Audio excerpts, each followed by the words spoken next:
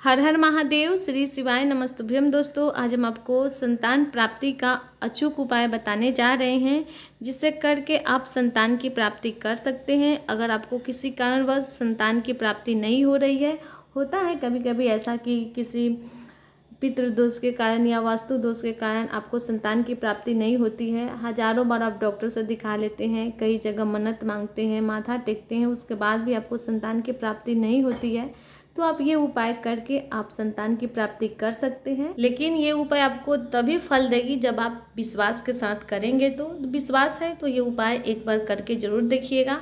तो आज हम आपको बताने जा रहे हैं गोपाल मंत्र। निसंतान लोगों के लिए वरदान है। ये पुराणों में वर्णित संतान प्राप्ति का यह सबसे सहज उपाय है।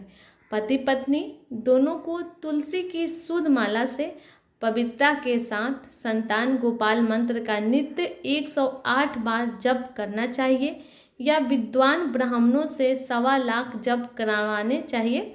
संतान गोपाल मंत्र गर्भधारण और एक शिशु के जन्म से जुड़ी सभी कठिनाइयों को समाप्त करता है। यह ऐसा मंत्र है कि अगर आपको शादी के 20 साल, 10 साल, 25 साल हो गए हैं और आपको संतान नहीं हो रही है, तो आपको संतान की सुख मिलेगी। अगर किसी किसी को होता है कि पहले से 2-3 पुत्रियां हैं और पुत्र की इच्छा रखते हैं, तो आप पुत्र की कामना करके अगर आप इस गोपाल मंत्र का जप करते हैं तो आपको भी पुत्र की प्राप्ति होगी। तो ये गोपाल मंत्र बहुत ही अचूक उपाय है संतान प्राप्ति का। मन वांछित संतान की प्राप्ति अगर आप करना चाहते हैं तो इस मंत्र का जरूर आप विश्वास करके जप कीजिए। तो संतान गोपाल मंत्र ये है, थोड़ा ध्यान से समझिएगा। अगर नहीं आ रही है आपको समझ में तो आप लिख भी सकते हैं, जैसा कि आपको स्क्रीन पर दिखाया जा रहा है। तो ओम श्रीं ह्रीं क्लीं ग्लौं देवकी सुतम गोविंदम वासुदेव जगतपते देहि मे तन्यम कृष्ण त्वामहं शरणं गता। ध्यान से सुनिए। ओम श्रीं ह्रीं क्लीं ग्लौं देवकी सुत गोविंदम वासुदेव जगतपते देहि मे तन्यम कृष्ण त्वामहं शरणं गता। ये है गोपाल मंत्र।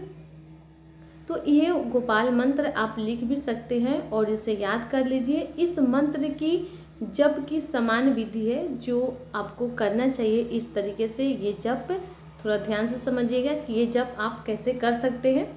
तो अब पति पत्नी दोनों मंत्र का जप का श्रेष्ठ समय या मुहूर्त शुक्ल पक्ष, शुभ नक्षत्र, शुभ तिथि पर सुबह स्नान कर पूरी पवित्रता के साथ इस मंत्र का जप तुलसी की माला से करें।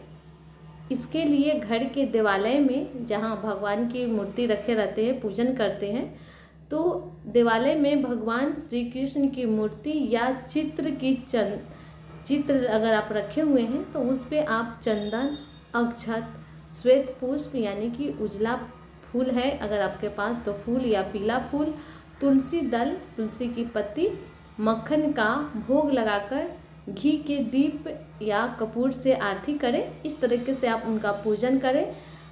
जल, अक्षत, रोली, अक्षत, चंदन, अबीर, गुलाल, फूल, पत्ती, जिस तरह आप कृष्ण भगवान की पूजन करते हैं उस तरीके से आप पूजन करिए, उनकी आरती करिए। घी के दीपक से या फिर कपूर से आरती करिए। तो बाल कृष्ण की मूर्ति विशेष रूप से श्रेष्ठ मानी जाती है, तो आप बाल कृष्ण की मूर्ति भी रख सकते हैं। भगवान की पूजा के बाद आरती के पहले इस संतान गोपाल मंत्र का जाप करें। याद रखिएगा, आरती के पहले आपको इस मंत्र का जप करना है। आरती होने के बाद पूजन समाप्त हो जाती है, इसलिए आरती होने से पहले आप इस मंत्र का जप करिए।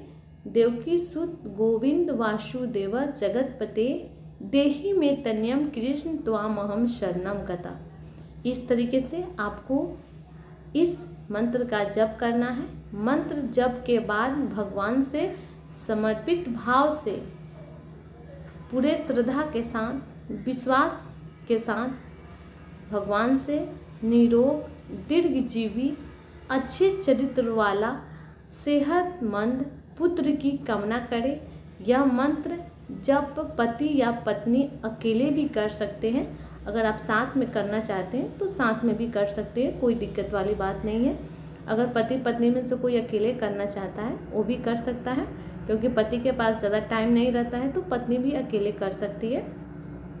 धार्मिक मान्यताओं में इस मंत्र की 55 माला या यथाशक्ति जप के 1 माह में चमत्कारी मिलते हैं। तो इस तरीके से ये उपाय बहुत ही असरकारी है। संतान प्राप्ति का ये अचूक उपाय है, लेकिन अगर आप विश्वास करके करते हैं तभी आपको इसकी फल की प्राप्ति होगी। तो इस तरीके के और भी उपाय जानने के लिए चैनल को जरूर सब्सक्राइब कीजिए। वीडियो अच्छी लगती है तो लाइक बटन दबाइएगा। कमेंट में हर हर महादेव या श्री शिवाय नमस्तुभ्यम जरूर टाइप कीजिएगा। तो फिर मिलते हैं आपके लिए और वीडियो लेकर। अगर आपको किसी प्रकार के प्रश्न पूछने हैं तो आप हमसे कमेंट में पूछ लीजिएगा। गलत तरीके से आप ये उपाय नहीं कीजिएगा।